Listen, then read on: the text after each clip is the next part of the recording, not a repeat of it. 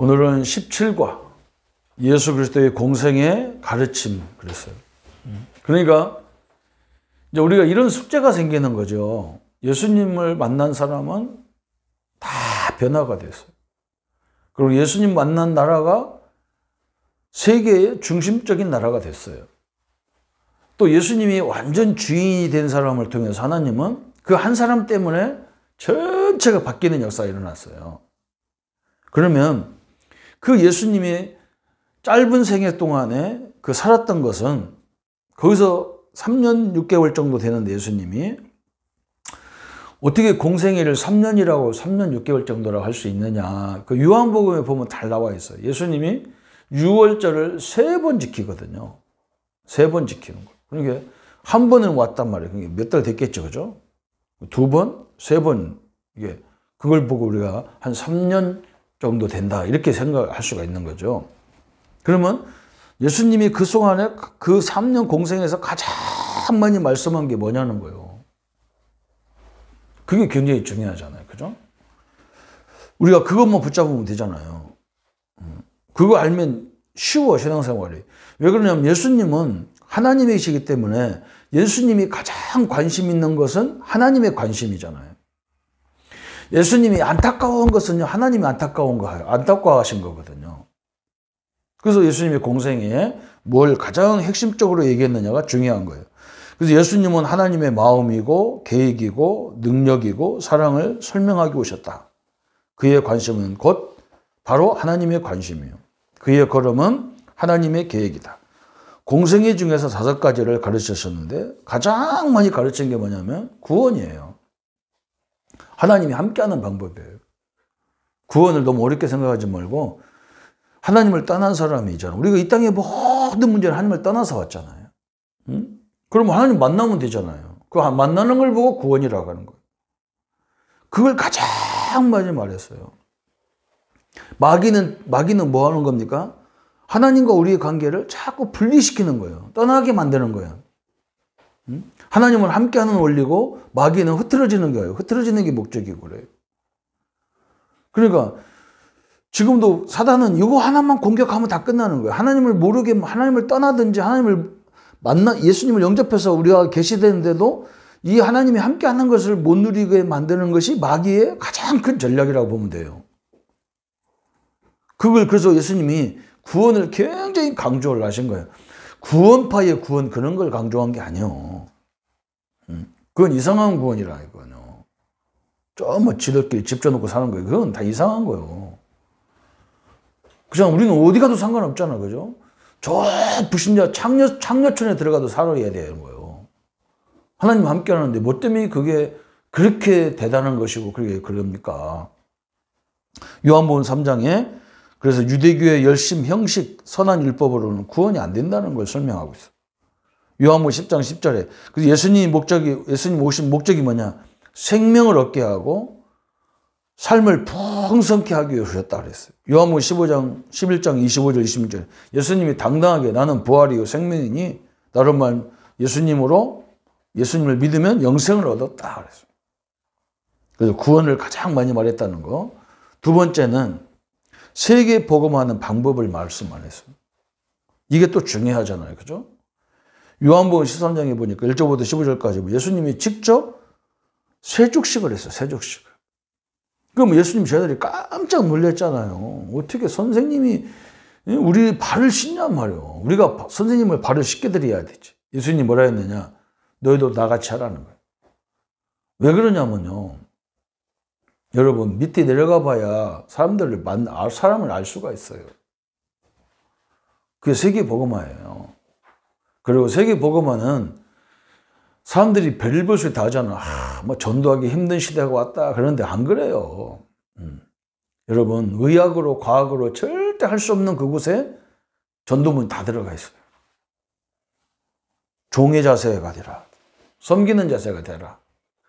그래서 앞에서 막 이렇게 앞에서 의시되는 거 그거 되도록이면 하지 마세요. 내려가는 게 훨씬 낫습니다. 그래서 요한복음 12장 24절에 보면 하늘의 미랄처럼 되라는 거예요. 그 미랄이 썩어야 거기서 싹이 난다니까요. 아니, 땅에 떨어진 씨가 썩지 않으면 싹이 안 나. 그죠? 그 미랄처럼 내가 죽어야 거기서 싹이 나는 거야. 여러분이 희생적으로 그 일을 할 때 세계 복음화가 된다는 거. 얼마나 감사합니까? 저 개인적으로도요.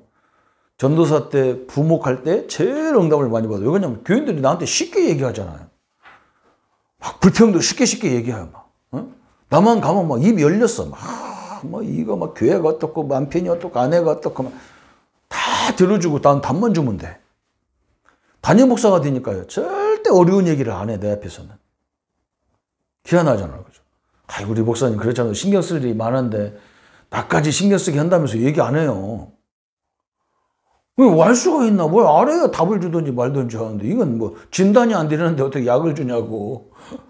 참. 그게 지금 그 교역자 생활할 때가 가장 축복이에요. 나는 교역자를 남보다 2년을 더 했거든요. 그때는 막 신경질 나가지고 목사들이 막 목사 안식도 안 주고 나가 신경질 나 죽겠던데 나중에 지나가 보니까 야, 내가 최고 응답받은 사람이란 말이야. 현장을 너무 많이 봤어. 현장을. 그 개개인을 다 봐. 그때 만났던 사람 내가 지금도 기억 다 난다니까. 세 번째, 교회. 그러면 교회의 사명. 교회는 두 가지잖아요. 우리 자신도 교회고 이 믿음의 교회라는 것도 교회잖아요. 두 가지, 이 교회는요, 사명이 똑같아. 요한복음 2장 1절부터 11절까지.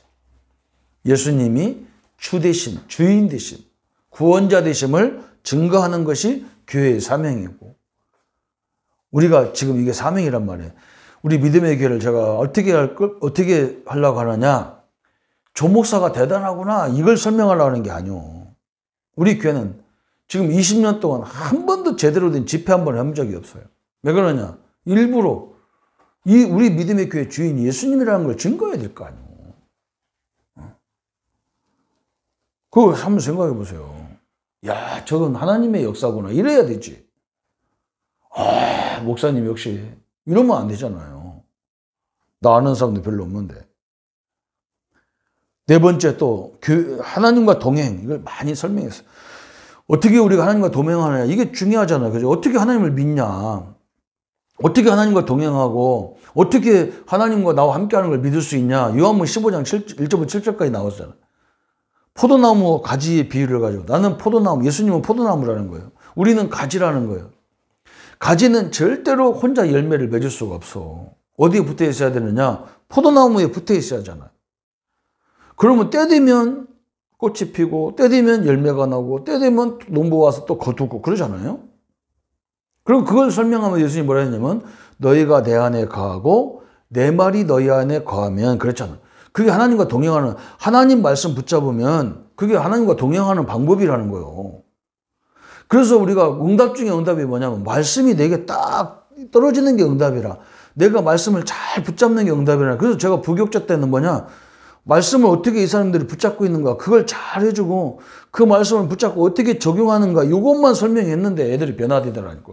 그거 뭐 때문에 설교를 그렇게 장장하게 해야 될 겁니까? 나는 참 이해가 잘 안 되잖아. 그죠? 그잖아. 이걸 깨달으면 우리 아이들이 어릴 적에 목사님 메시지, 전사님 메시지 잘 듣냐 안 듣냐 이걸 우리가 판단하는 거예요. 공부 잘하는 애들은 틀림없이 선생님 말을 잘 듣는 애들이에요. 그잖아. 그건 말 것도 없어. 또 회사 생활 잘하는 사람도 윗사람 말을 잘 듣는 사람이 잘하게 돼 있어. 어? 교회도 마찬가지예요. 담임 목사 메시지를 들으란 말이 아니거든. 하나님의 말씀을 들어야 될 거 아니에요. 그걸 안 듣는데 어떻게 그게 그 조직 생활이 되냔 말이에요. 그거 안 되는 거예요. 지금 말씀 안 듣고도 얼마든지 한다. 그래서 제가 제일 이렇게 힘들 때가 어느 때냐면 교회에 와서 막 죽으라고 봉사하고 말씀 안 듣는 사람. 이 사람 보면요, 내가요, 참, 저거 할 줄 아는 게 저게 참 영적 문제구나. 그런데, 저 그것 때문에 일에 미쳐가지고 하나님 말씀을 안 들어. 보통 일이 아니잖아요. 그죠? 여러분, 우리 교단은 특징이 뭐냐, 우리 협회는 특징이 뭐냐, 전체가 같이 가고, 또 노예가 같이 가고, 개교회가 같이 가고, 현장이 같이 가는 거거든. 그럼 메시지가 현장 메시지를 잘 듣고 있냐, 교회가 같이 가려면 교회 메시지, 강단 메시지를 타고 있냐? 또 우리가 이렇게 산업선교가 그 산업 전체가 산업인들이 같이 가는 메시지 이걸 타고 있냐? 이걸 확인해 봐야 되잖아요. 나는 이 소속에 있으면서 나 혼자 다닌다. 그러면 그건 정신 문제지.